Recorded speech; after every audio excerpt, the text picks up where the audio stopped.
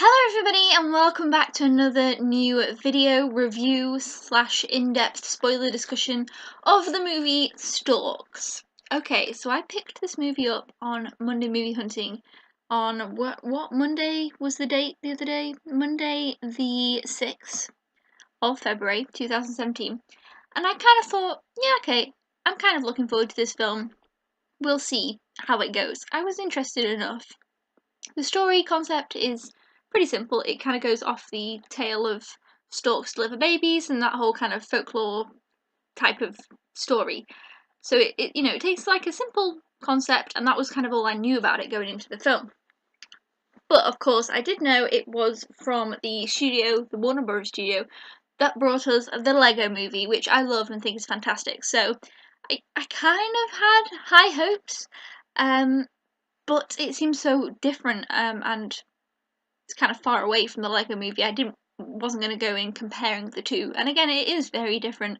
It's not really comparable to the Lego Movie, but obviously it's just that the studio brought out the Lego Movie before this. But yeah, so Storks. Went into it with medium expectations, came out of it loving it. I thought it was such a brilliant animated movie. There were so many things I loved about it, so much about it that I want to relive and watch again, and I feel like it's a movie that I'll watch numerous times because it was just so enjoyable for me.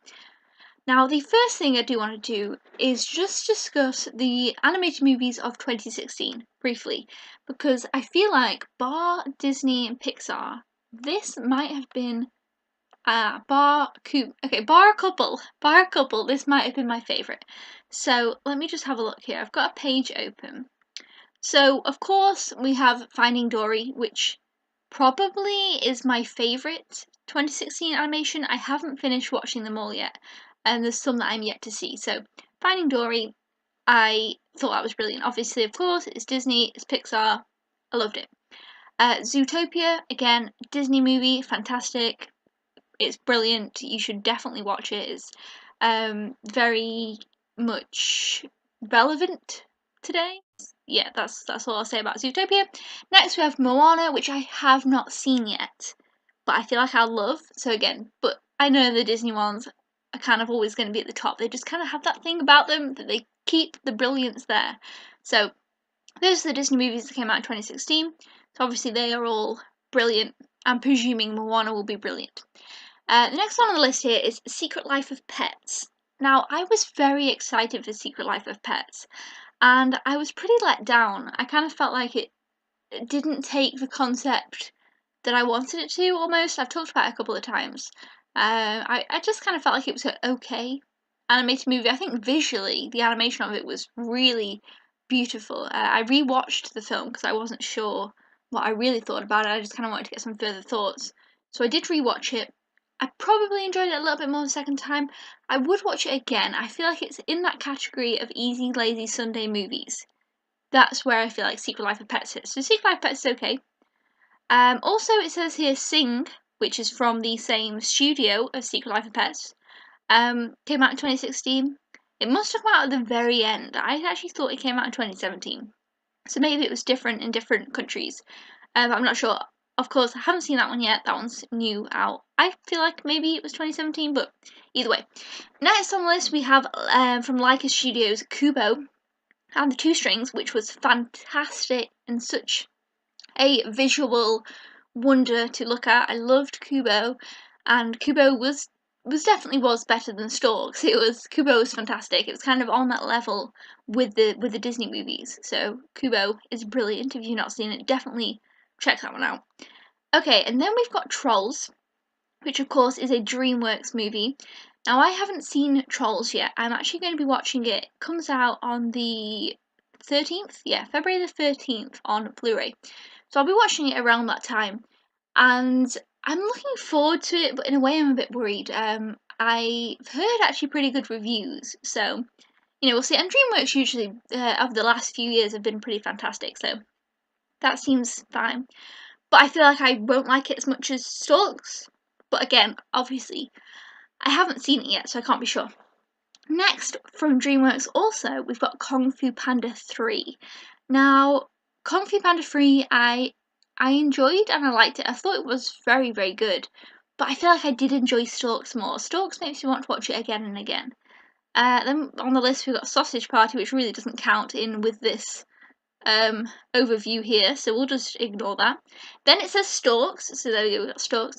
Then we've got the Angry Birds movie, which I did enjoy and did have fun with. But I feel like, again, Storks definitely I preferred to the Angry Birds movie. The Angry Birds movie is good, it's okay, but it's kind of just, I've watched it twice now, and it's kind of done with it now. I might not watch it again for a long time. And then we have Ice Age 5, Ice Age Collision Course.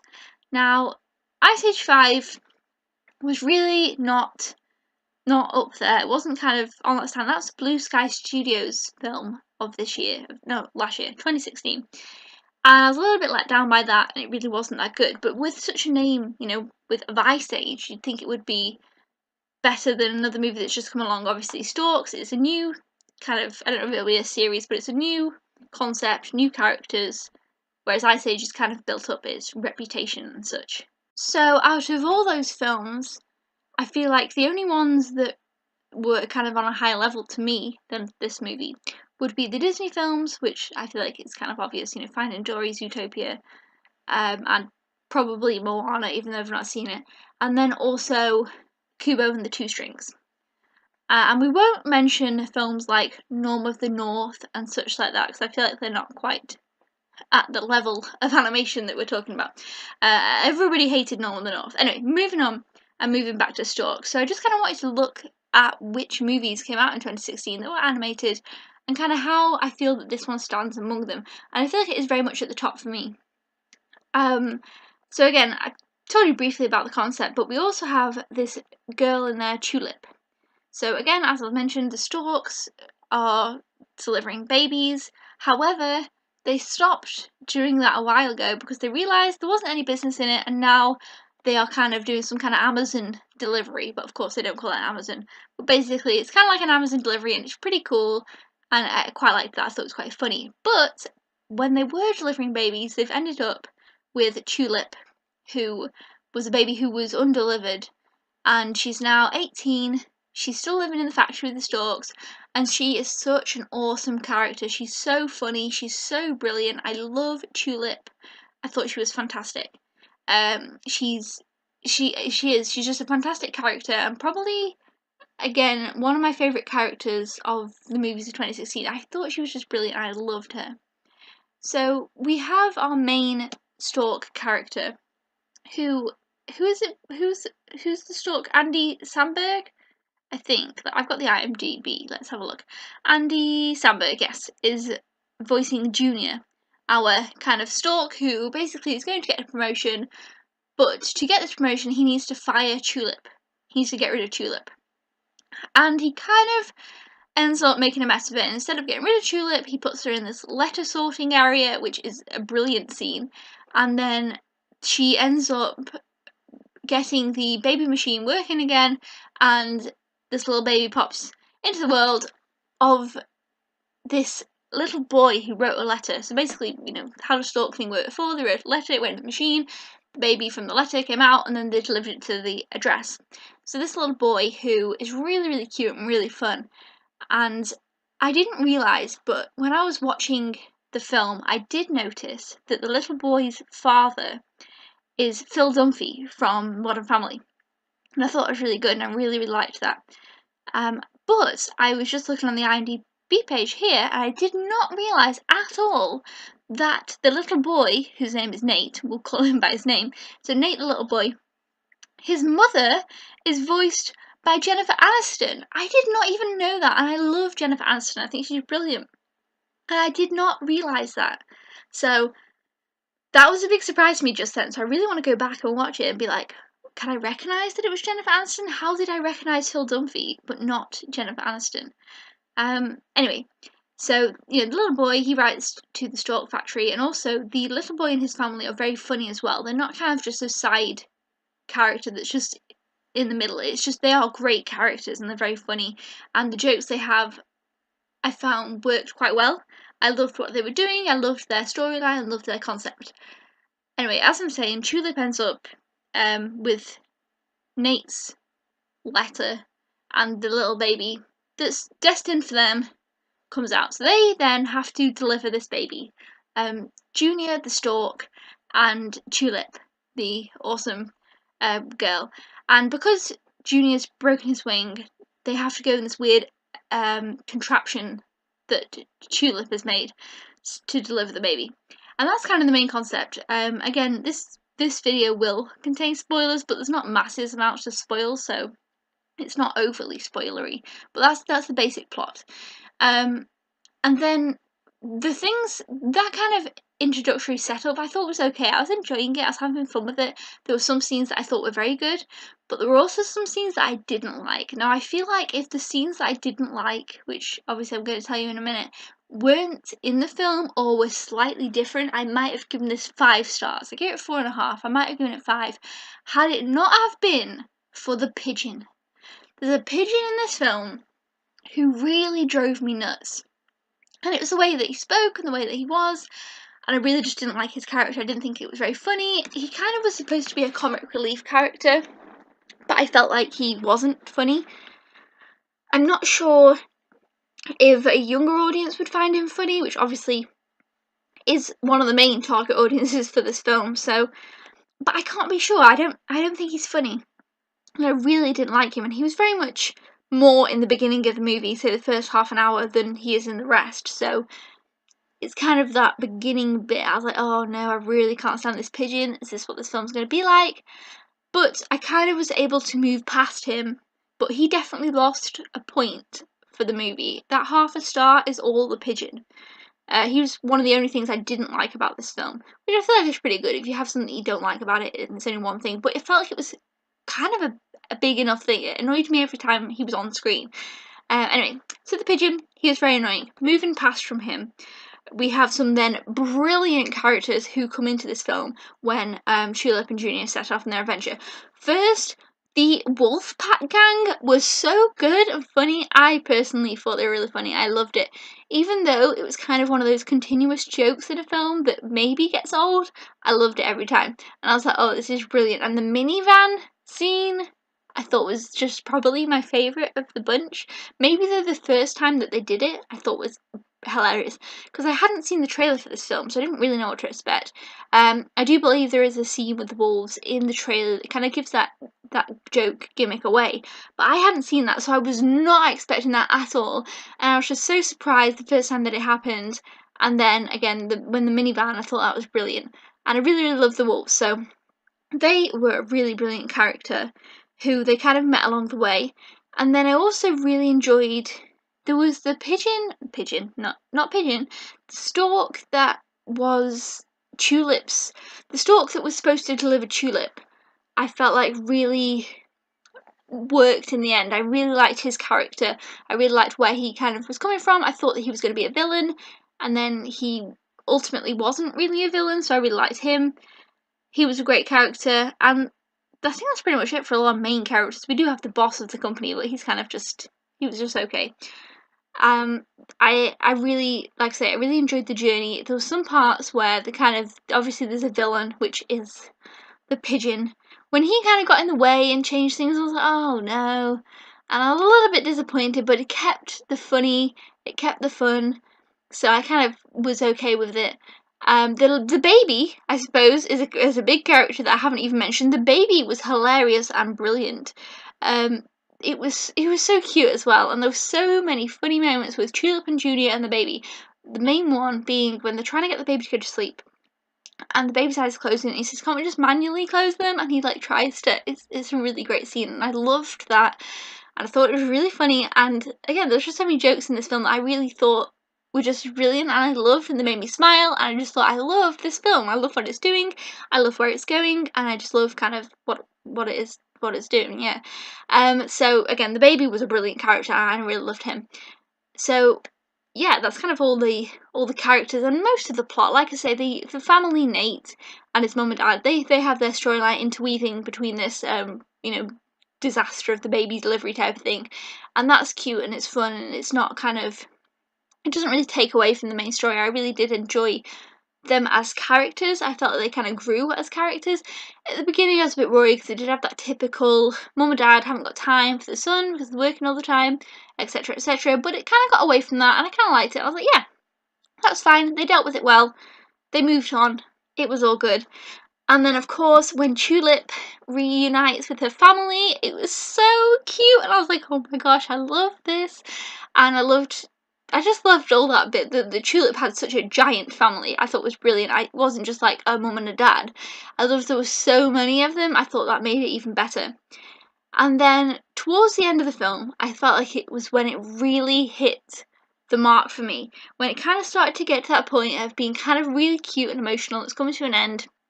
When they're delivering the baby to the family, Nate and his mum and dad, when they're delivering the baby to him, and they basically the Storks start delivering babies again, etc, etc. And when that bit started and they all flew out, I was like, oh my gosh, I love this! And there was 2 songs at the end. One of them is Fire and Flood by Vance Joy, and I loved that song, it worked really well. And the other one was Holding Out by the Lumineers. I thought that was brilliant as well and loved that. I always love a good song in a movie and then it kind of attaches me to the movie more. So I loved those 2 songs at the end. And then we also have, which I thought was very interesting, and I have heard other people mention, and really it's kind of weird that it is such a thing to mention because it doesn't happen a lot in, obviously, this is a film rated U, it's a children's film. And I felt like it was done very well because it wasn't overly, it wasn't like overkill. But of course, with the babies, we do have a lot of diversity, a lot of different races, multiracial babies, black babies, white babies, Chinese babies, and there's all the babies, all the different types. There's hundreds of them, all different hair colours too. They've got rainbow hair, pink hair, blue hair, green hair, curly hair. They're very, very cute, and there's tons of them. So there's loads of diversity in the babies. But then when the store start delivering the babies to the families, and you see this kind of montage, and it's such a brilliant montage of really diverse characters. So they obviously drop one off to a mum and dad, and then there's 2 mums, and then there's a single mum, and there's 2 fathers, and then there's, you know, again, multiracial couples, and it was just really, really good. And I thought it was brilliant, and I really felt like I really noticed that because it's not something you see in these kind of films, and I felt like it was kind of an important step that they did that. I thought it was really good, so I thought I'd just mention that. I thought it was a really nice thing, and it was such a really cute scene as well, such a sad scene. I loved it, and it was very heartwarming at the end. And yeah, I really felt sad at the end at some points, and then you kind of thought, okay, it was weird because you kind of felt sad along with Junior and Tulip, and then there was this little kind of dream future premonition thing, and it was like, oh, okay, that's really cute, that's done really well, and I really loved that. One final thing to mention, I am jumping around a little bit in this video. There was one little scene when Tulip was in the plane with Junior, and she wanted to take the baby out of the little pod, because they're in these weird pods, because the baby was crying.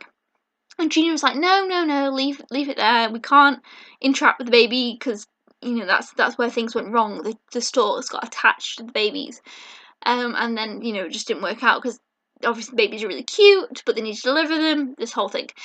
And then Tulip has this kind of weird dream vision of like real mother instinct taking over, and I thought it was a really cute little montagey scene that I really liked. So yeah, that was another point in the movie I thought, ooh, this is such a fun, great movie. So overall, I would really recommend Storks. The only thing, again, I didn't like was the pigeon, but that was pretty much it. For the most part, I loved it. One of my favourite animated films of 2016, which I feel like is a pretty big statement. I do need to watch it again. I've only seen it once. I'll definitely be watching it again soon. I thought the soundtrack was brilliant, the animation was very good, the storyline, the characters and the comedy were all there, so it's definitely a plus for me. Let me know down below your thoughts on the film, any discussion points or anything you want to mention, or if you've seen it. Well, hopefully you've seen it if you watched this video. You know, just any thoughts you had on Storks. What was your favourite animation film maybe of 2016? Mine, I'm pretty sure, was Finding Dory, but I still need to see a couple, Moana and Trolls, and I think that's about it. Moana and Trolls really is the ones I need to see, and possibly Sing if that counts for 2016. But yeah, let me know in the comments below. Thumbs up if you enjoy these style of reviews, and I will see you guys next time. Thank you so much for watching. Don't forget to subscribe if you haven't already, or if you are a newbie. I will see you then. Goodbye!